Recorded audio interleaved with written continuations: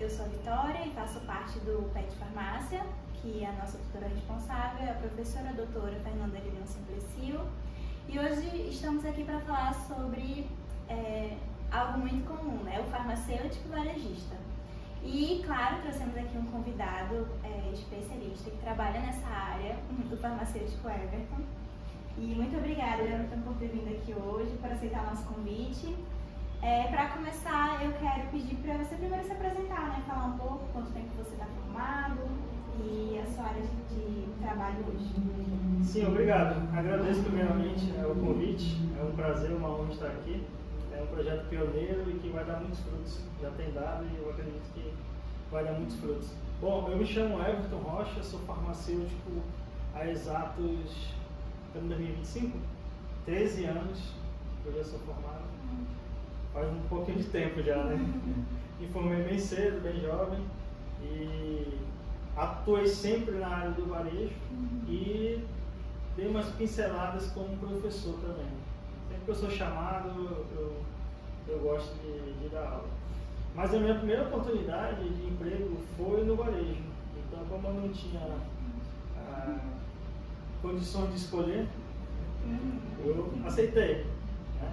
Até porque há 13 anos atrás o mercado era totalmente diferente do de hoje. Né? Só tinha poucas opções, ou laboratório, ou carreira militar, ou varejo. E a carreira militar eu não quis, eu pedi dispensa, mesmo sendo obrigatório a me apresentar, né? Após o término da faculdade. E a carreira de laboratório eu nunca gostei, não é minha praia. Eu falei, não, eu gosto de medicamentos, eu gosto das pessoas também, gosto de conversar. Então eu falei, pô, é uma oportunidade que eu acho que vai dar certo. Eu sou empresário, tenho uma farmácia, a Farma Rocha, sou sócio em outras farmácias e outras bandeiras também, juntamente com meus irmãos. Sou professor, sou especialista em farmacologia clínica pela Oswaldo Cruz, sou especialista em farmácia clínica também, nutracêuticos, ortomolecular. Fui do Sindicato de Farmacêuticos por 8 anos, onde nós conseguimos avançar bastante. Não tinha nenhuma área, tinha piso salarial, a gente conseguiu fechar 5 ou 6 áreas até eu sair. Inclusive eu saí para ser empresário, porque é conflito de interesse, então não poderia continuar. E sou conselheiro regional de farmácia do estado do Amazonas pelo Conselho Regional de Farmácia, já desde 2017. E é a minha parte, minha ajuda coletiva, digamos assim. Além dos cursos, enfim. Eu sou apaixonado pela farmácia, eu acho uma área brilhante, apaixonante. Eu estava até conversando com as meninas aqui, eu me apaixonei no meio do caminho pelo curso, lá pelas metades, eu falei, cara, que coisa linda, tem muita coisa que dá para fazer. E cada vez abrindo mais portas, né, com o nosso Conselho Federal, regulamentando outras áreas de atuação. Mas eu acabei me fincando na área do varejo, que é o que hoje eu gosto de fazer. Então, podemos dizer que eu já sou um especialista na área. E eu tive que aprender a vender. Então, eu assim como vocês vão sair quando se formarem, com esse mesmo conflito, né? Por um lado eu tenho que ganhar dinheiro, por outro eu tenho um limite, por outro eu tenho alguém que me cobra para que eu produza, né? Porque o mercado é assim. Ele funciona dessa forma, sempre foi assim. É um estado milenar do mercado, então a gente tem que se adaptar. Eu tive que me adaptar, entendeu? Aí eu falei, cara, agora nos meus 6 primeiros anos de formado, eu pendia mais para o lado ético, até exagerava, né? Eu falei, não, a gente tem que achar um meio termo, né? Porque a gente tem que produzir, não tem jeito. Mas até onde eu posso ir? Aí que entra a ética como uma barreira limítrofe, né? Então eu não posso pensar em um e desprezar o outro, não existe isso, né? Ah, mas a farmácia ela é um ambiente de saúde, né? Sim, ela é, mas ela também é um comércio. Então tem que ser as duas coisas. Como é que vai pagar os funcionários se não tiver produção? Não existe, né? Isso não existe em lugar nenhum. Então eu pensei, pô, vou ter que não abandonar a ética jamais, mas eu vou ter que achar o meio termo entre um e outro. Então eu fui estudar. Eu falei, cara, eu tenho que estudar. Aí fui atrás de conhecimento, eu estudei o código de ética. Dentro do código de ética eu vejo as barreiras e os limites que ele me impõe, por um lado, mas por outro ele não limita tudo com relação ao mercado, porque senão seria impossível a nossa atuação. Entendeu? Então eu pensei, cara, dá pra fazer. Aí foi quando em 2019 eu montei um curso, atendimento farmacêutico com ética e sabedoria, né? E eu comecei a ministrar ele aqui em Manaus. Eu fui também para outros estados, ministrei esse curso, a convite de outros conselhos regionais, e as pessoas gostaram. Porém, em 2020, com a pandemia, eu tive a ideia de adentrar no ramo empresarial, né? Por questão de oferta e demanda. Então, como precisaria de muito medicamento e muita assistência farmacêutica, eu pensei, pode ser uma boa oportunidade. Então, desculpa te interrompendo. Então, mais ou menos até 2019 você era farmacêutico contratado. Contratado, sim. Você aí eu pedi. Numa farmácia. Sim, uma farmácia de rede nacional, que era a farmácia FTB. E eu tive que pedir a conta, né? Deixei meus direitos trabalhistas para lá e falei, não, vou arriscar. Porque eu já tenho experiência, eu tenho um pouco de conhecimento, então eu acho que eu posso arriscar. Eu não tinha, e estou aprendendo até agora, conhecimento de gestão, que é algo que na faculdade não vai ser ensinado isso. Mas é super importante para qualquer carreira, não só para a carreira empresarial, né? Tudo você tem que saber gerir, até para a sua vida pessoal. E hoje eu tenho aprendi um pouco aqui na marra, mas já faço cursos, enfim, eu já sei mais ou menos como gerir essa parte, né? Então, eu acho extremamente possível. Alguns anos atrás, alguns não, né? Mas há uns 8 ou 7 anos atrás, isso era impensável, tanto que era proibido o farmacêutico ser vendedor, né? Porque achava-se que uma coisa era contrária à outra. O farmacêutico vender já é antiético. Não. Eu comecei a observar o funcionamento da farmácia e tudo. Eu falei, cara, tem alguma coisa errada. Por quê? Como é que eu posso ficar dentro de uma sala, talvez fazendo questões burocráticas, documentais, enfim, analisando se aquela prescrição foi dispensada da maneira correta ou não, e quem está atendendo é o balconista, né? E antes da Revolução Industrial, os boticários eram farmacêuticos e eles atendiam, prescreviam e vendiam o produto e não tinha problema nenhum, né? Eu falei, não, cara, tem alguma coisa errada. Eu pensei assim, como é que a gente vai ser valorizado se a gente não é visto? Não tem como. Quem não é visto não é lembrado, né? Aí eu pensei, bom, o balconista, nosso colega balconista, ele tem conhecimento prático. Exemplo, para que serve um medicamento? Ele sabe porque ele vem todo dia. Para que serve, tudo bem. Mas como ele age? Com quem ele interage? Esse paciente, ele pode usar esse medicamento? Como ele vai usar? Essa preocupação não é dele, ele nem tem que saber isso, porque senão a gente perde nosso emprego. Quem tem que saber sou eu como farmacêutico, entendeu? Então eu comecei a pensar, cara, eu tenho que estar no balcão. Não faz sentido eu ser um profissional de saúde e estar escondido lá atrás. Eu falei, não, eu vou começar a participar mais do balcão. Aí, conforme eu ia vendo os atendimentos, eu ia observando os erros. Eu falei, não, isso está errado, esse cara está falando besteira. Não, o médico se equivocou. Não, mas a pessoa vai tomar errado esse medicamento. O que acontece muito, duplicidade terapêutica. O cara pega 2 nomes comerciais que tem a mesma fórmula, né? A pessoa com o nome comercial, ela não sabe que tem a substância ali que lhe causa alergia, por exemplo. E quem é que tem que fazer isso? Não é o balconista, né? Não é a função dele. Eu falei, tá, então quer dizer que eu posso ficar no balcão, eu posso atender. Se eu posso atender, eu posso ser remunerado por isso. Não é verdade? Porque eu vou te dar um exemplo que eu gosto de dar em todas as palestras que eu faço. Antialérgicos. Vocês já estudaram antialérgicos? Muito legal, né? Primeira, segunda, terceira, quarta geração. Tá lá o balconista. Aí chega um cara com capacete na mão, pô, queria um antialérgico. O cara olha assim, vou vender o mais caro, né? O que eu ganhar a comissão melhor. É o pensamento dele. Tá equivocado? Sim, mas ele não estudou para fazer outro tipo de análise e raciocínio, entendeu? É a obrigação dele. Eu vendo isso, é uma coisa, ele vende é outra, né? Agora, se eu atender esse cara, eu faço uma análise farmacêutica, uma avaliação farmacêutica, com capacete na mão. Pergunto dele, se eu quero um antialérgico, qual a sua profissão? Mas o que tem a ver tomar um antialérgico com a minha profissão? Tem tudo a ver. Se ele for motorista, se ele for motoqueiro, mototáxi, e se eu vender para ele um antialérgico de primeira geração que causa mutação na doença, é um risco de vida enorme. Eu falei, cara, isso não está certo. Eu tenho que intervir, entendeu? Mas como é que eu vou intervir se eu não estiver no balcão? Então, eu venho estimulando, desde que eu iniciei esse raciocínio, os colegas a participarem do balcão. A gente tem que estar lá, pô, porque as pessoas precisam de informação de saúde.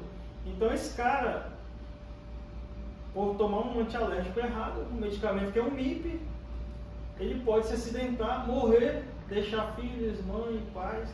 Olha o tamanho do estrago social que pode ser causado porque o farmacêutico não estava lá para dar uma informação importante. Dado esse exemplo, eu te pergunto, eu posso ter salvado a vida dele, né? De certa forma, sim. Já que eu estou prevenindo um agravo de saúde, talvez até a morte dele. Eu não posso ganhar por isso.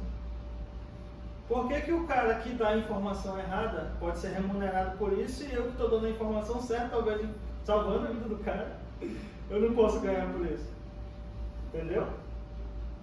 Então, foi esse raciocínio que eu tive. Eu falei, cara, eu posso mudar isso, né? Claro que eu tenho um limite. Ah, mas o antialérgico que dá sono me dá uma comissão maior. Aí entra meu senso ético, entendeu? Então já fiz o atendimento, fiz a parte farmacêutica, vou ser remunerado por isso. Agora entra meu senso ético, né? Qual que eu vou dispensar? O que dá sono ou o que não dá sono? Que eu vou ganhar menos? É óbvio que não dá sono, porque a vida do paciente está em primeiro lugar. Eu não deixei de ganhar porque eu vou ganhar uma certa comissão dessa marca, né? Mas eu não vou ganhar tanto quanto a outra, porém eu estou prevenindo um agravo de saúde, né? Então, olha só que coisa louca o farmacêutico de drogaria. Ele tem que agradar 3 entidades. O seu patrão, ele vai ser cobrado por isso, né? Não só na parte documental. O seu senso ético tem que agradar. E o seu bolso. São 3 são 3 entidades que cobram bastante, né? Com certeza. Então sempre tem que fazer essa avaliação entre o meu bolso, o meu paciente e aquele que está me dando emprego. Entendeu? Isso não é ensinado na faculdade. Essas coisas nem há certo tempo atrás era pecado falar sobre isso. E eu puxei essa bandeira do farmacêutico ser bem remunerado. Porque qual é o problema do farmacêutico ser bem remunerado? Os médicos, qualquer serviço que ele faça é pago. Técnico de enfermagem, enfermeiro, fisioterapeuta, qualquer serviço. E você vender um medicamento é uma dispensação, porque você está dando informações, você está indicando, e quem sabe até prescrevendo, mas isso é outro assunto, né? Então por que você não pode ganhar por isso? Se é um serviço. Dentro do âmbito dos serviços farmacêuticos, a dispensação, ela faz parte. Bom, se é um serviço, eu posso cobrar por ele, certo? Então, eu acho que não tem problema nenhum. Eu destaquei aqui alguns parágrafos do nosso Código de Ética. Por exemplo, o artigo 2. O farmacêutico atuará com respeito à vida humana, ao meio ambiente. A gente foi acrescentado isso, né? Que é o novo Código de Ética de 2014. E a liberdade de consciência, nas situações de conflito entre a ciência e os direitos e garantias fundamentais previstos na Constituição Federal. Tá, atendi o cidadão, o motoqueiro ainda.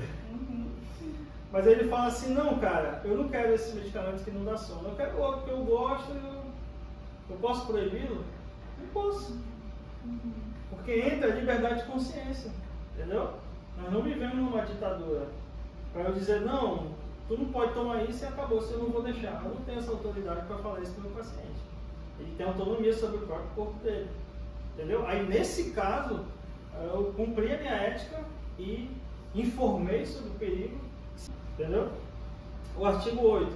A profissão farmacêutica em qualquer circunstância não pode ser exercida sobrepondo-se à promoção, prevenção e recuperação da saúde, ou com fins meramente comerciais. Então, as minhas informações, desde que elas estejam dentro desse âmbito de promoção, prevenção e recuperação da saúde, eu estou cumprindo o meu código de ética. Entendeu? Mas deixa eu ver mais um aqui. O artigo 12, por exemplo. Respeito, o que a gente acabou de falar. O parágrafo 4 diz assim: respeitar o direito de decisão do usuário sobre o seu tratamento, sua própria saúde e bem-estar, excetuando-se aquele que, aí a gente tem um porém aqui, mediante laudo médico ou determinação judicial, não tem a capacidade de responder por si mesmo. Né? Eu consigo avaliar se uma pessoa está lúcida ou não, para fazer o pedido daquele medicamento. Se ele está alterado por alguma substância, o álcool, por exemplo. Aí sim, eu posso dizer, não vou te vender, você não vai tomar isso, porque aí seria a minha responsabilidade. Agora, uma pessoa lúcida, dentro das suas faculdades mentais, funcionando perfeitamente, ele vai tomar o que ele quiser, entendeu? Então é mais ou menos isso. Ainda mais quando não é necessária a prescrição médica, né? Os MIPs são muito tem perigosos. Muitos medicamentos não são necessários a prescrição médica. Sim. E aí o que acontece muito, né? Às vezes não é nem o médico que prescreveu, mas um amigo, um conhecido indicou, e aí você às vezes não, você fica aqui assim naquele impasse. Preciso vender, não posso perder a venda, mas também preciso orientar. Sim. Porque às vezes, nem acho que assim, você com certeza deve ter visto muito isso, né, na prática. Que tem pacientes que vão, assim, é rápido, né? Eu quero comprar isso aqui, tchau, já vou embora. Sim.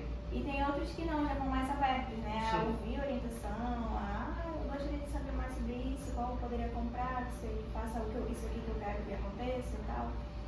Então, eu acho que é muito assim também, né? De você, tipo assim, é uma linha tênue, de você não perder a venda, mas Sim. conseguir dar orientação. Sim, sim. Né? Olha, o que já aconteceu. Eu, conversando com uma amiga, ela me mandou mensagem pedindo ajuda porque uma amiga dela estava tomando metformina para emagrecer e indicou para ela, falou que super ia ajudar. E ela estava assim, né, querendo muito emagrecer e tudo mais, ela tem muitos problemas hormonais, então ela tem muita facilidade de engordar. E aí ela tomou e falou que passou super mal e, enfim, teve super efeitos adversos assim, absurdos para ela. E ela ficou assim, meu Deus, que medicamento horroroso, esse aqui ninguém devia tomar isso. Eu falei, mas isso não é nem pra emagrecer, começa por aí, né? Só que o que pode ter acontecido, né? Ela ficou na animação de querer tomar o medicamento porque a amiga indicou. Aí chega na farmácia, eu quero comprar esse medicamento, não sei o quê. E aí, às vezes, eu acho que o farmacêutico não consegue... Ou o vendedor que atendeu ele. Ou o vendedor, né? Que foi mais provável. Que é muito mais provável. Mas o ponto que eu quero chegar é você entender a linha tênue de conseguir abordar o paciente e tentar perguntar, assim, porque às vezes a gente pergunta, porque a gente que está estudando e está nessa área, a gente entende que é o papel do farmacêutico a promoção à saúde, a orientação, né, ao paciente. Mas às vezes eles não entendem isso. Sim. E aí fica ali como se fosse assim, tipo, o que é que você está perguntando? O que é que você quer saber da minha vida? Tipo, o que é que eu te devo, sabe? Pra você estar me perguntando e tá querendo saber o que eu tomo, deixa de tomar. Eu acho que é mais ou menos isso, porque tem muita gente que às vezes é difícil de lidar, né? E às vezes a gente fala uma coisa e aí ela entende outra, né? Acho que já tá perguntando, questionando demais, brigando talvez, né? Querendo uma confusão, então e não é isso. Mas ainda bem que acrescentaram esse parágrafo, né? Porque é justamente isso. Né? A pessoa ela tem domínio sobre o seu próprio corpo, né? Mas você orientou, falou, olha, esse medicamento não é aprovado para esse tipo de tratamento. Inclusive, você poderia ter, como farmacêutico, revertido isso, porque existem outras opções, entendeu? Até mesmo de MIPs, medicamentos, produtos à base de fitoterápicos, enfim, que dá para você indicar, prescrever como farmacêutico, né? E para tentar diminuir o peso do paciente. É claro que as pessoas querem uma solução rápida e prática. Sempre. Isso complica muito. Então a gente tem o Dr. Google, por exemplo, ele atrapalha demais. Antes era só ele, agora tem o Dr. Instagram também. E eles têm um poder de persuasão muito grande. Né? Mas como é que a gente consegue driblar isso, talvez? Se posicionando. No meu curso eu falo que o farmacêutico tem que aprender a dizer não. É impressionante, você vai num local assim, numa drogaria e fala, eu posso, pode. Não, mas eu quero, toma. Né? Você não questiona o seu paciente, as pessoas elas têm medo de questionar as outras. Então, eu poderia muito bem questionar essa paciente. Falar, olha, eu acho que não vai ser saudável para você utilizar isso. Ah, mas para minha colega foi, mas para você pode não ser. Né? Então, dizer não para o paciente, além de demonstrar autoridade, demonstra que você entende do assunto, né, e que você é confiável. Porque olha só o efeito reverso disso. Aquela pessoa poderia achar assim, pô, esse cara é vendedor. Ele não quer me vender porque ele está preocupado comigo. Agora eu passei a confiar nele, que é um cara que não pensa só em dinheiro. Entendeu? Então, é algo que está em falta hoje em dia, as pessoas buscam por isso, em quem confiar. Né? Então, você se preocupar com o seu paciente, você acaba ganhando ele como um cliente, de certa forma. Sim, entendeu? E eu estava vendo até esses dias um farmacêutico falando sobre isso. Às vezes o farmacêutico se prende muito lá dentro da farmácia, da parte ali dos medicamentos, na salinha ali, e não vê o que está acontecendo lá burocrático, fora. Só na parte isso, burocrática. Fica na parte burocrática, que é uma parte que a gente também é nossa responsabilidade, né? A gente tem que dar atenção, mas às vezes fica só nessa parte e aí não sabe o que está acontecendo lá fora. Está acontecendo tudo, ele está acontecendo tudo e que está na responsabilidade dele intervir, dizer não, porque o balconista não tem o dever de saber. O dever dele é estar ali para atender o cliente, né, e vender o que o cliente trouxer para ele fazer a venda. E aí muitas coisas podem, por exemplo, do medicamento injetado errado, que acontece até muito, né? A venda de um medicamento errado, às vezes o balconista não sabe, aí ele também não vai querer dizer que não sabe, né? O paciente, o cliente só pergunta, ele só faz concordar. E digamos que ele concordou errado. Concordou errado. Entendeu? E aí o farmacêutico não está ali, né? E é muito assim, né? Eu acho que também tem muito da questão de ter medo, né? Dessa questão do varejo e ética. E aí por conta disso se fecha muito na parte burocrática e não explora essa parte. E aí é a orientação do paciente, né? Sim, é um erro. Eu sempre falo isso no Conselho de Farmácia, eu falo isso no Conselho Federal de Farmácia, falo no sindicato, na federação, onde eu falo. A grade farmacêutica, ela está equivocada na faculdade. Porque a faculdade, para que ela serve? Preparar o profissional para o mercado. O mercado principal do farmacêutico é a farmácia drogaria. E você não tem esse foco na faculdade. Entendeu? Como é ser um gestor, como é lidar com uma equipe, a questão ética e mercado, como é que eu lido com isso, como eu consigo vender, como eu atendo um cliente. Não tem. Então todo mundo que sai da faculdade sai com o mesmo medo que eu saí. O que eu vou fazer lá, mano?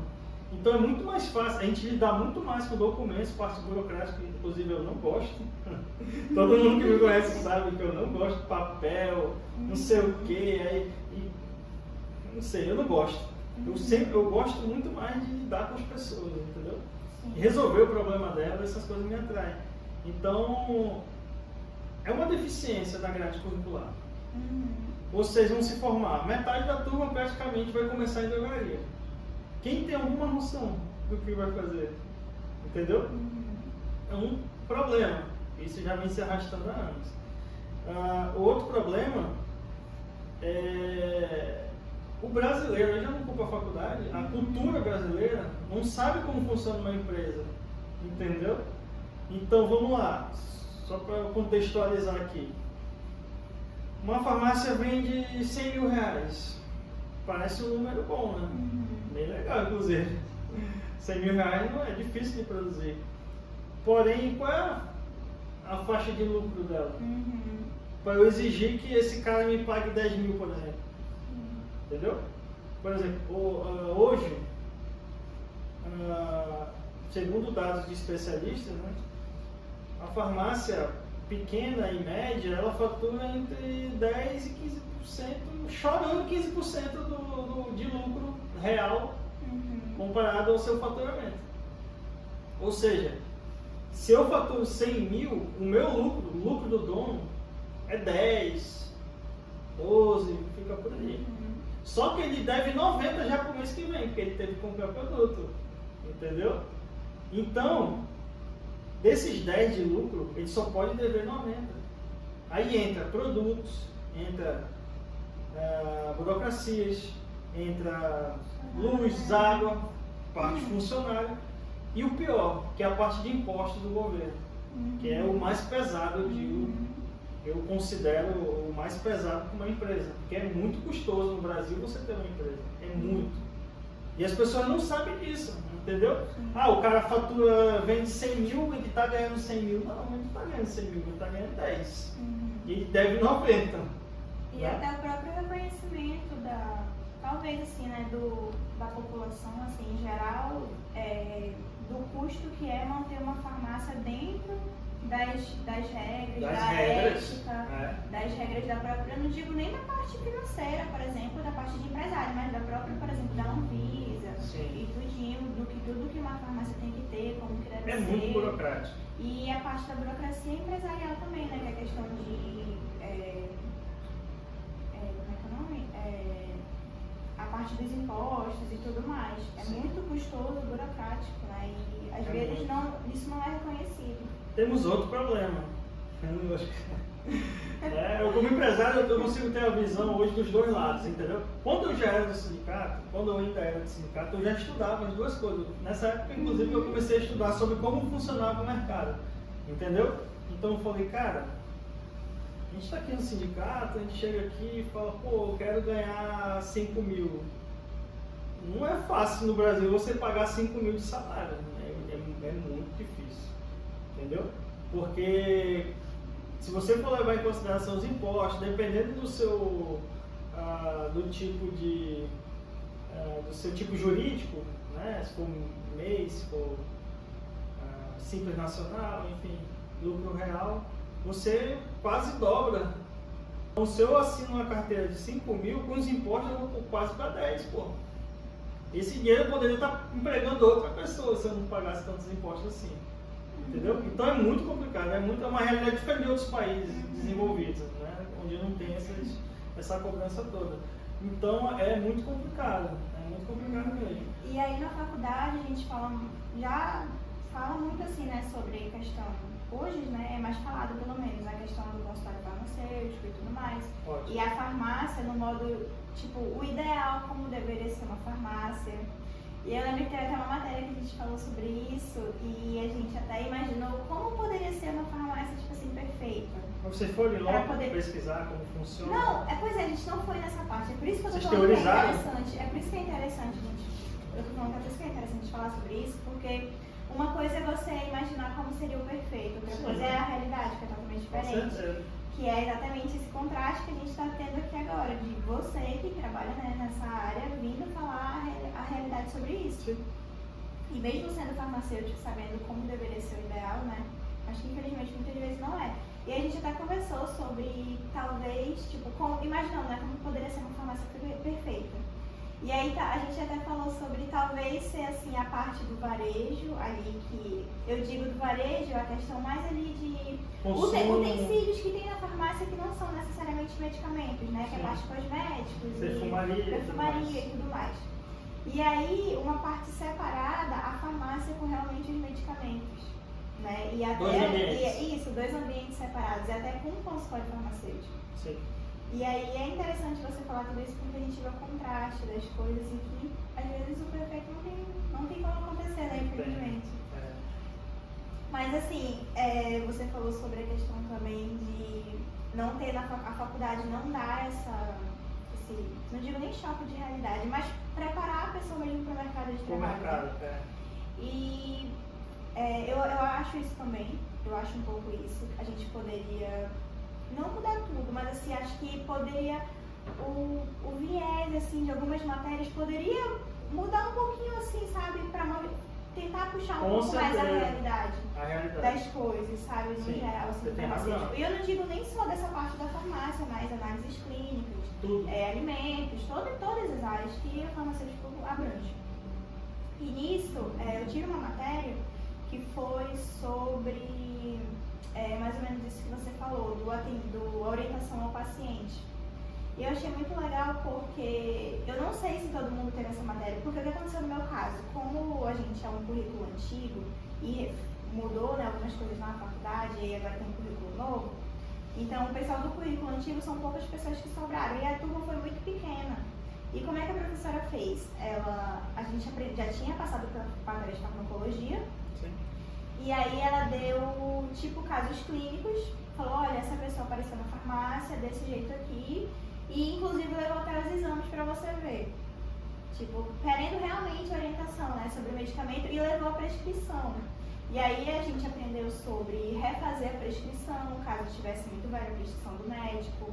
Aprendeu sobre a questão de orientação da duplicidade farmacêutica, que você comentou ainda agora. E até mesmo a orientação para o paciente de não... Porque o que ela queria focar, né? Que a gente não pode se esconder atrás da prescrição médica. Sim. E nisso que eu digo é a questão de, só o médico pode prescrever, porque os medicamentos só podem ser prescritos pelos médicos. Que nem todos são prescritos só pelo médico. Claro que tem muitos importantes que só são prescritos por ele, precisa da prescrição médica, mas nem todos são assim. A gente consegue fazer muita coisa com os que não precisam da prescrição. Sim, com certeza. E só da gente conseguir fazer a orientação correta para o paciente com esses medicamentos que são mais fácil, né, ter o contato. E, nossa, foi muito legal essa matéria. Cada uma fez, né, cada pessoa fez a sua prescrição. Inclusive ela falou, olha, se vocês quiserem até fazer um manipulado, querer tentar fazer a prescrição de um manipulado, vocês podem fazer. Sim. Inclusive a gente fez e foi muito legal. Que eu acho que é mais ou menos o que a gente, um pouco assim, né, do que a gente vê na farmácia, realmente. Tá faltando isso, né? Porque tá você tem uma ideia, a nossa legislação sobre prescrição e clínica farmacêutica já tem mais de 10 anos. Você vê alguém fazendo? É muito difícil. Muito. A não ser que a política da empresa seja essa. Não, o farmacêutico vai ficar no consultório, vai pegar a demanda, vai avaliar o paciente, vai dar o parecer dele. Não. Né? Então acho que falta um pouco de proatividade também profissional. Também. Até porque ele não tem essa base, né? Ele fica um pouco receoso de fazer. Mas hoje nós temos aí pós-graduação de todos os gostos. É verdade. Na minha época não tinha, entendeu? Estava iniciando-se a farmácia clínica no Brasil. Essa ideia, né, do farmacêutico dessa forma. Farmacêutico cuidador, farmacêutico prescritor. Então eu tive que estudar, né? Eu não tinha aula no celular, tinha que se deslocar, a gente tinha que, num sábado, fazer um curso, fazer uma pós. Hoje não, você tem um mundo de informações na sua mão. Né? Então, para quem é estudante ainda, aproveite para estudar. Estudar, ler bastante sobre tudo, né? Porque você pode chegar no mercado com uma outra visão. Né? Então, infelizmente, a faculdade ela deixa a desejar nesse ponto. Eu acho que já estamos na hora, inclusive, de fazer uma outra reformulação dessa grade curricular, porque o mundo muda, né? O mercado muda. Nós temos hoje um mercado que é digital, por exemplo. O farmacêutico tem que se inserir nele. Não sei se você já sabe, mas a gente já pode fazer consulta online. Então, eu acho que eu vi algo sobre isso de alguns dos seus podcasts que eu estava olhando. Mas eu achei muito interessante, inclusive, eu queria talvez a gente falar um pouco sobre isso também, porque eu vi, não faço ideia do que mais ou menos poderia ser isso. Não tenho noção. Sério? Sério. E aí eu fiquei na dúvida, não sei se é exatamente uma consulta online ou algo, não sei, algo que... O nome é esse mesmo, é consulta online, né? Então já tem plataformas que você pode pagar mensalmente para poder utilizá-las. Então lá tem tudo, tem desde cadastro do paciente, histórico, faz gráfico, modelo de prescrição, acompanhamento. Então você tem uma demanda praticamente infinita, né? Porque a internet, quem tem acesso a um celular, pode fazer esse tipo de atendimento. Eu posso fazer isso da minha drogaria? Posso, a legislação permite. Né? Então, peguei uma demanda no balcão da farmácia. Eu sei que aquele paciente precisa de acompanhamento. Eu posso fazer consulta com ele online. Né? Porque ali também, olha só, a gente vive nesse mundo doido. Eu tenho que estar ali, eu tenho que orientar, mas também eu tenho que ver o que está acontecendo lá dentro. Tem farmacêutico que é gerente, entendeu? Ele tem que gerenciar o caixa, tem que gerenciar a equipe, escala. Como é que ele vai fazer 10 coisas ao mesmo tempo? E que às vezes é muito isso que acontece, né? Nosso professor já comentou uma vez, ele falou, muitas vezes o que acontece é o farmacêutico entra numa farmácia, e às vezes é promovido a gerente. Sim. Que às vezes talvez nem vale muito a pena, porque o farmacêutico em si já tem muito trabalho numa farmácia. Muito e aí o farmacêutico gerente, então, muito mais trabalho ainda. Aí entra o que eu falei. Como é que a gente pode complementar o salário do farmacêutico? Essa é uma das formas, entendeu? Você agrega outras funções, por exemplo, a de vendedor. Né? Eu consigo aumentar meu salário sendo um bom vendedor farmacêutico. Agora, a minha meta vai ser ganhar mais, muito mais, infinitamente, não pode ser. Até porque a gente tem um conselho de farmácia, ele atua para inibir atuações antiéticas, né? Você pode ser denunciado por um próprio paciente, por um balconista, por um inimigo qualquer, né? Entrega ali e fala, cara, esse cara está extrapolando. E eu já vi casos que isso acontece. Né? O colega acaba extrapolando as suas funções e pensando somente no dinheiro e não acabou muito bem, entendeu? O farmacêutico, o gerente, ele tem muito trabalho. Eu sou o proprietário, o gerente, o comprador, o vendedor e o aplicador da drogaria. Né? Então, o que eu faço? Eu tento organizar meu dia. Né? Então, de manhã eu pego as funções mais burocráticas, mais complicadas, e tento resolver. De tarde eu fico mais livre no balcão para atender. Mas a minha equipe, que isso é muito importante, o farmacêutico que tem autoridade, que tem conhecimento, né? Porque uma coisa é você ser autoritário, outra coisa é ter autoridade. A autoridade é você ter o respeito das pessoas. E como é que você conquista isso de um balconista, por exemplo? Com o conhecimento. Você mostra coisas que ele não sabe, né? Farmacologia, farmacocinética, farmacodinâmica, como age aquele medicamento, por que cronofarmacologia, por que usa à noite, não usa de manhã, então o cara vai te olhar diferente, entendeu? E vai olhar, pô, esse cara tem conhecimento, eu vou respeitar ele. O que ele falar, eu tenho que dizer, né? Agora, você ser autoritário, querer se impor, contar pro seu crachá, dizer que você é farmacêutico, isso não obtém respeito de ninguém, né? E quanto mais eu tenho conhecimento, mas eu tenho respeito, eu tenho reconhecimento também das pessoas, né? E no meu curso eu falo sobre isso. Olha, desprescrição é uma realidade. Alguém indica alguma coisa e você discorda, fala, não, eu não concordo, com base no meu conhecimento, que isso seja bom para você. E as pessoas te olham diferente, falam, pô, esse cara, ele me questionou, eu vim comprar aqui, eu poderia, né? Eu poderia somente vender e dizer, pô, vamos ele me entregar, mas ganhar a confiança das pessoas é o mais difícil. Né? E assim, na sua farmácia, já que você tem, né, essa própria farmácia hoje e também trabalha, né, bem ativamente nela, como é essa parte assim desse contato com os pacientes?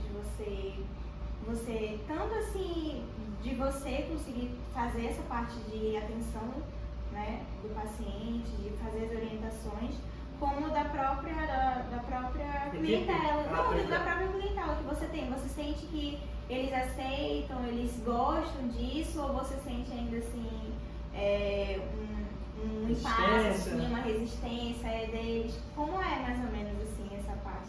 Então, quando eu abri a drogaria, eu pensei, cara, qual vai ser meu diferencial? Tem 5, 6 farmácias de rede aqui perto de mim. Foi o ponto que eu achei mais barato, né? Eu falei, cara, na pandemia, né, o que eu posso fazer de diferente? Eu vou fazer o que as redes não conseguem fazer, que é a pessoalidade. Ter um relacionamento próximo com o meu cliente, entendeu? Então, que tipo de paciente tem mais necessidade de atenção? Os idosos. Né? Tem idosos que vão na farmácia conversar. E eu dispenso essa atenção para ele. Entendeu? Então, a gente fala da vida dele, fala do que ele fez, fala da família. E ele acaba, no ambiente, às vezes sentindo constrangido e fala, pô, vou comprar alguma coisa, uma perfumaria, uma escova, uma pasta, entendeu? Algo que não seja medicamentos. Uma vitamina que não precisa de prescrição, enfim.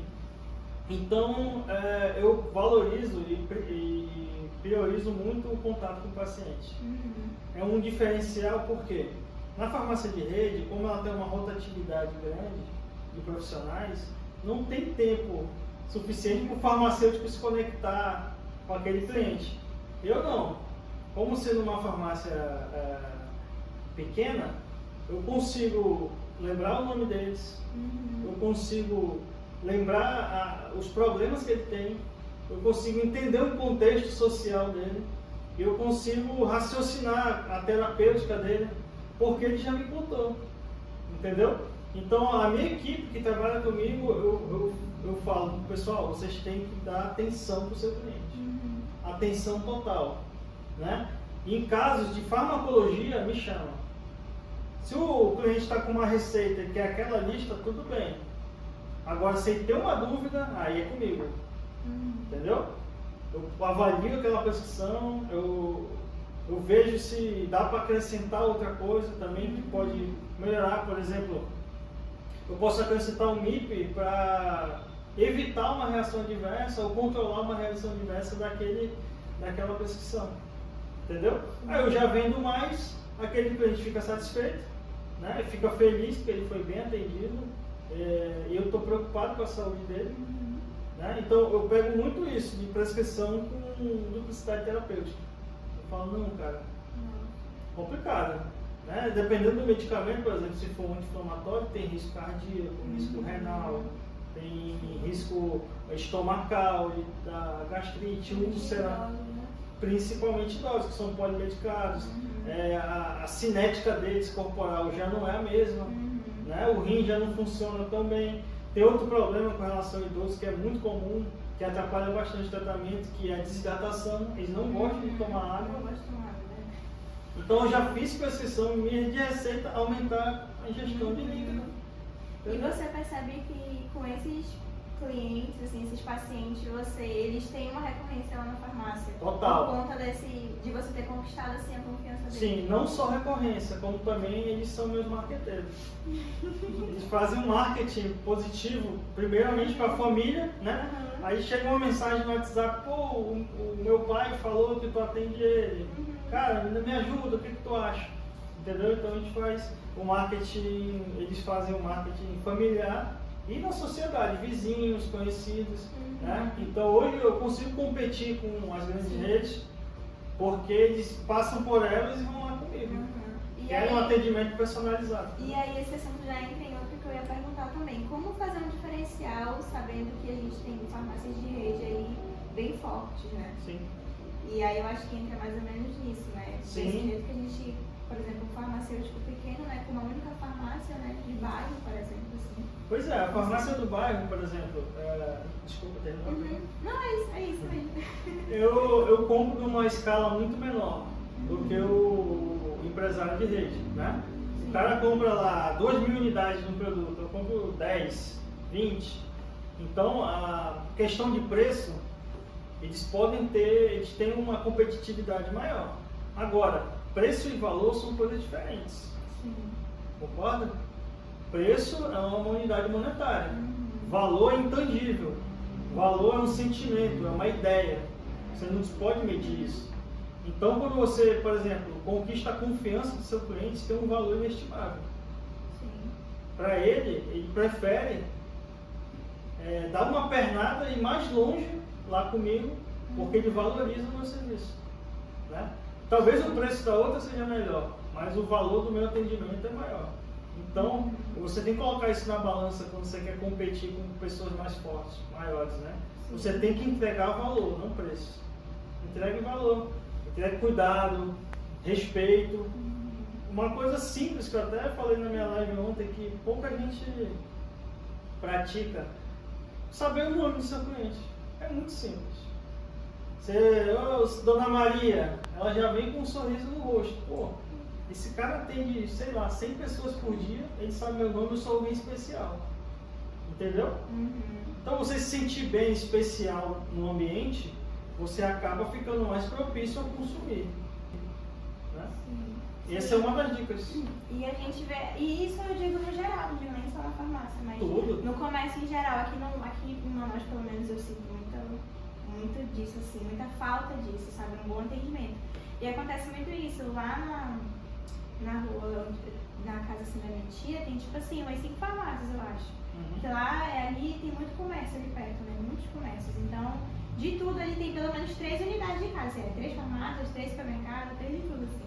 E muitas vezes acontece isso, ela sempre anda mais para ir numa outra farmácia do que na que tem mais perto, do que a que tem mais perto da casa dela, porque naquela eles não atendem bem, eles atendem e não querem como se não quisesse vender, muito disso. Não valoriza, né, aquele paciente, né? E olha só que coisa interessante, alguns especialistas dizem que uma experiência negativa em um comércio faz com que a pessoa, ela fale até para 40 pessoas. Ela teve uma experiência ruim naquele comércio. Agora, quando ela tem uma experiência boa, ela fala para poucas, 5, 6 para o seu círculo mais próximo. Ou seja, você causar uma impressão negativa no cliente é muito mais destrutível. Impactante, né? Ela falou para você que é ruim, e já falou para quantas pessoas que é ruim? Mas quantas vezes ela falou por que é bom a outra? É mais difícil, a gente tem essa dificuldade de falar bem das coisas. A gente tem mais. E hoje, e se não cair numa rede social? Se cair na rede social, o alcance negativo é infinito. Entendeu? Então complica bastante. Sim, e falando em rede social, uma coisa que eu queria muito. Assim, quando eu entrei em contato com você, né, eu pensei logo nisso. Porque eu vejo muito isso. As redes sociais têm um impacto grande, né? A gente sabe disso, é óbvio. E as que mais estão aí é WhatsApp, Instagram, Facebook, acho que agora nem tanto, né? Acho que mais Instagram e WhatsApp. E o que acontece muito que eu vejo, que eu queria te perguntar, né? Até onde isso pode ou não pode? As farmácias usam muito do WhatsApp para tentar captar clientes. Então, o que acontece muito? Quando não é só no status do WhatsApp, eu vejo eles mandando tipo, em grupos e na própria conversa. Tipo, temos todos esses medicamentos aqui disponíveis, chegou medicamento tal. Por exemplo, lá perto de casa tem um grupo, né, de todos os moradores. E aí chegou uma farmácia nova lá, uma farmácia assim, de bairro mesmo, não é farmácia de rede. E entrou no grupo, e aí eles sempre postam isso. A gente tem medicamento tal, aí posta a foto dos medicamentos. Eu fiquei, meu Deus, será que isso pode? E tipo, era medicamento tipo antibióticos, medicamentos assim que precisa de prescrição, sabe? E eu fiquei, meu Deus, tipo, até onde, sabe, a ética deixa isso acontecer? Isso pode acontecer. A legislação brasileira, ela é bem rigorosa com relação a isso, né? Então, que tipo de produtos de drogaria nós podemos divulgar? Estimular o consumo? Somente os MIPs e perfumaria. Pela legislação, somente MIPs e perfumaria. Porque tem-se a ideia que os MIPs têm um risco baixo, que não é verdade também. Sim. Né? Por exemplo, a dipirona é proibida nos Estados Unidos porque ela pode causar granulocitose, quase ninguém sabe disso, que é uma alteração dos glóbulos brancos. Né? E aqui no Brasil é água. Todo mundo toma, né? A não ser quem tem alergia. Mas assim, o limite é a tarja. Medicamentos de tarja vermelha não podem ser feito propaganda com eles. É proibido. Sim. E aí, no caso, eu não sei, porque talvez eles não estivessem tão por dentro da legislação, né? Mas não era nenhuma coisa assim de, tipo, promover o uso do medicamento. Mas é mais, tipo assim, chegou esses medicamentos, porque como é uma farmácia nova, então eles ficaram, tipo assim, a gente tem todos esses produtos aqui pra vender, pode vir, que a gente tem isso, tem aquilo.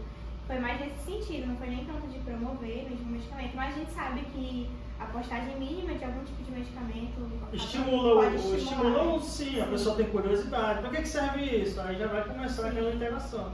Né? Eu uso hoje o WhatsApp, principalmente o Instagram, eu acho que Não, mas bem pouco, na verdade. O WhatsApp ele é a ferramenta mais rápida de interação que a gente tem. Pelo menos para vendas, assim, né? Sim, eu tenho mais de 2.000 contatos, eu acho, na minha drogaria com o WhatsApp. Eu uso para fazer uma vez por semana a dica do farmacêutico.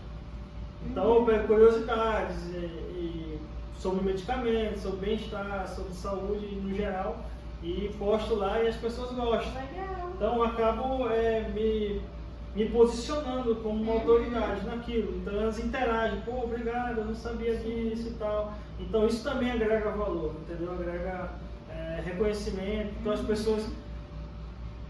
Qual drogaria eu posso confiar? Naquela que me dá informações de graça ou naquela que só me cobra em tudo que vai fazer? Então eu prefiro naquela que me dá informações de graça, né? O marketing ele é super importante para qualquer negócio, mas nessa questão de medicamentos nós somos bem limitados nele.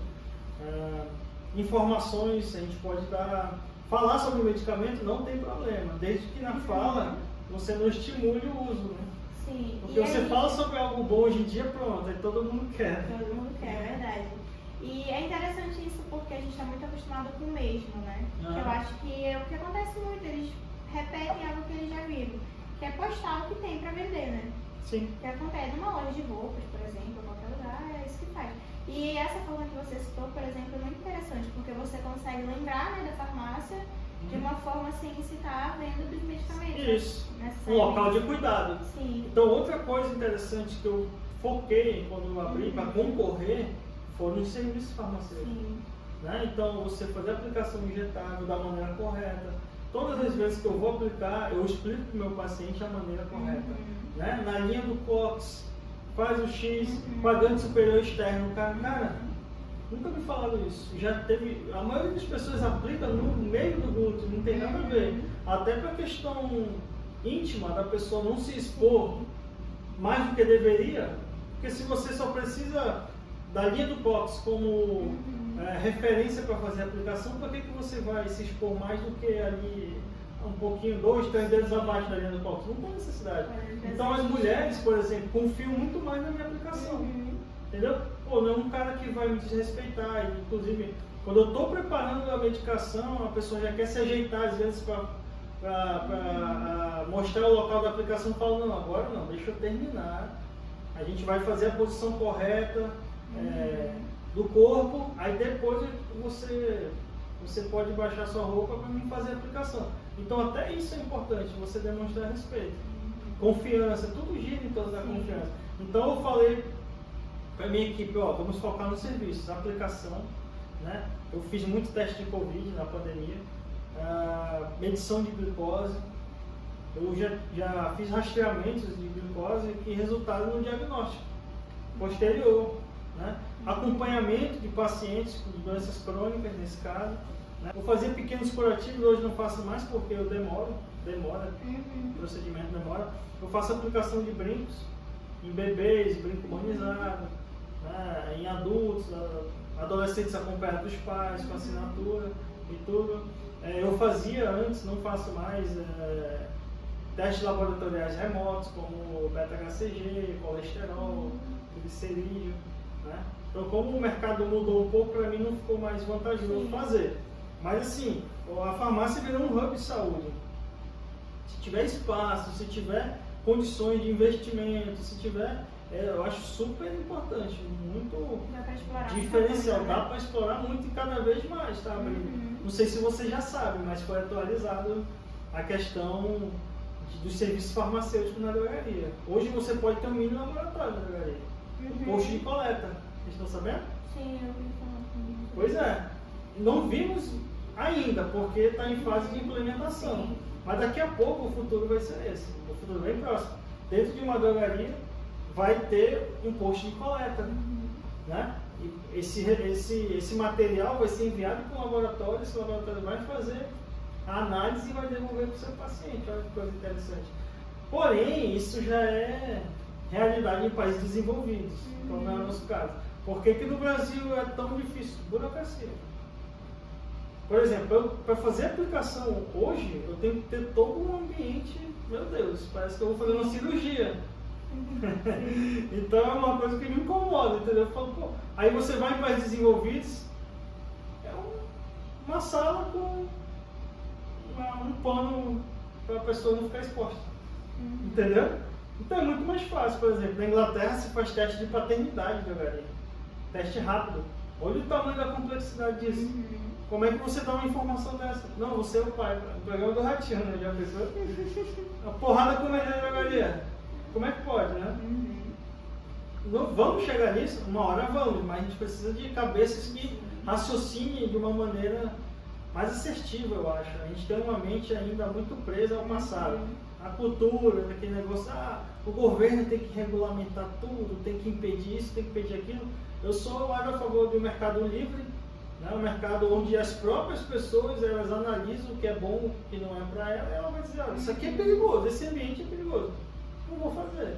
Né? Não que o governo precise estar cauterizando a mente, a consciência das pessoas para isso. E assim, para quem é cético, né? Porque tem muitas pessoas que são céticas assim, com algumas coisas, né? Mas a gente vê que isso é algo que está crescendo muito e que tem muito caminho ainda para percorrer. Eu digo essa parte da atenção ao paciente dentro da farmácia. As próprias farmácias de rede estão começando a implementar o consultório farmacêutico dentro da farmácia. Pelo menos tem algumas farmácias de rede que são aqui do Amazonas, eu já vi que está começando a ter o consultório. Teve uma na Djalma, inclusive, que eu vi que tem um consultório. Eles estão começando a fazer alguns exames agora, desde que você falou, de glucose, colesterol. Sim, teste rápido.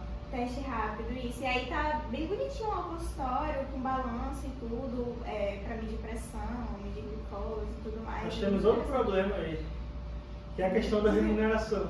É. Eu falei isso na última plenária do Conselho. Falei, cara, não adianta o Conselho Federal ele aumentar as atribuições, o que o farmacêutico pode fazer, se ele não for remunerado por isso. Quando eu tenho profissional farmacêutico, eu divido o valor do serviço. Aplicou metade do farmacêutico, metade da farmácia. Né? Fez um teste, metade do farmacêutico, metade. Fez um teste de Covid, uma porcentagem do farmacêutico. Porque isso estimula o profissional. Aí você é farmacêutico, vai cuidar da parte burocrática, vai atender paciente, vai fazer serviço. Aí não vai ganhar mais por isso, né? Mas graças a Deus a gente está começando a levantar essa discussão para que a gente resolva isso. Porque uma farmácia, por exemplo, de rede, ela tem um faturamento milionário. É diferente de uma farmácia pequena. Mas eu, como farmacêutico proprietário de uma unidade de farmácia, eu consigo pagar metade do serviço farmacêutico. Por que uma farmácia de rede não consegue? Entendeu? Então, eu acho que essa mentalidade também tem que mudar. Né? Se eu, como empresário, quero o máximo, extrair o máximo do meu profissional, eu tenho que valorizar ele. Né? Então, eu acho que esse é o caminho para a valorização do farmacêutico na drogaria. É ele ganhar pelo serviço. Né? Está todo mundo se especializando, mas ele vai para a realidade, para a prática, e não está ganhando por isso. Entendeu? Então, a forma hoje mais prática de você ganhar dinheiro é sendo empreendedor. Por que não pode ser ganhar pelo serviço? Eu acho extremamente relevante. Ganhar pela venda, pela dispensação, pela aplicação de injetáveis, pelo teste de Covid. Mas você tem que ganhar, pô. É o profissional mais importante do ambiente e ele não vai ganhar. É complicado, né? É verdade. E é muito interessante isso, porque você está aqui tanto como empresário como farmacêutico. Sim, eu sou farmacêutico antes de ser empresário. Quando eu dou algumas entrevistas para a TV, né, o pessoal não sei porque eles gostam de mim, acho que é fácil chegar lá, não sei.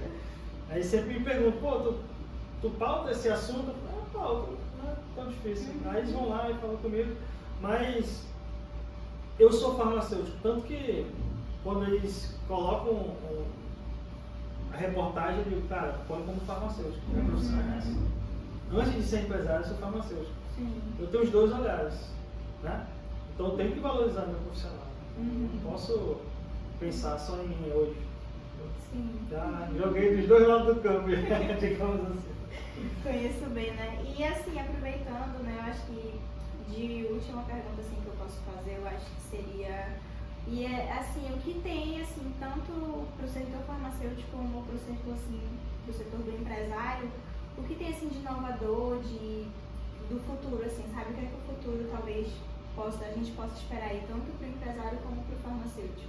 Acho que uma das coisas é essa que você comentou, né, da questão do mini laboratório. Mas Sim. o que mais poderia, assim, que eu acho assim, que a gente possa talvez explorar e aí alcançar aí, talvez algumas coisas? Sim, eu sou extremamente a favor de liberação de serviços na farmácia. Quanto mais serviços, melhor. Se é um ambiente de saúde, então vamos explorar as possibilidades. Por exemplo, a PIX, vocês conhecem, né? As práticas integrativas. Não pode fazer na farmácia. E é um ambiente que tem condições de fazer. Eu mesmo tenho uma maca na minha drogaria, né? Que eu faço aplicações da pessoa deitada, por exemplo. Né? Então, tem pessoas que preferem, e é até melhor também, aplicar deitado, está totalmente relaxado. Mas por que eu não uso essa maca para fazer uma massoterapia, para fazer uma ventosa terapia, uma auriculoterapia? Porque não pode. Por que não pode? Burocracia. Entendeu? Ainda não, mas eu acho que o futuro é esse. Daqui a pouco, eu espero, na verdade, que nós tenhamos um ambiente que tenha farmácia, tenha um nutricionista, tenha um médico, talvez, como é em país desenvolvido. Se você for para os Estados Unidos, Canadá, tem um médico do farmacêutico dentro da drogaria, aí tem um nutricionista, aí já faz exame, entendeu? Porque no hospital não é assim, não tem todos os setores cuidando daquelas pessoas, por que a drogaria não pode ter? A minha visão é essa, nós vamos caminhar para isso, entendeu? Quando? Eu não sei, porque a gente tem no nosso congresso pessoas que gostam de atrapalhar o desenvolvimento. Mas é possível fazer? É possível, desde que você faça uma regulamentação segura para aquele ambiente, entendeu?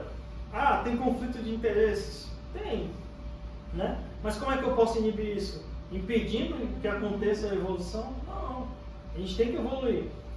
As pessoas, elas querem mais comodidade, elas querem mais facilidade, né? Elas querem ter mais acesso à saúde.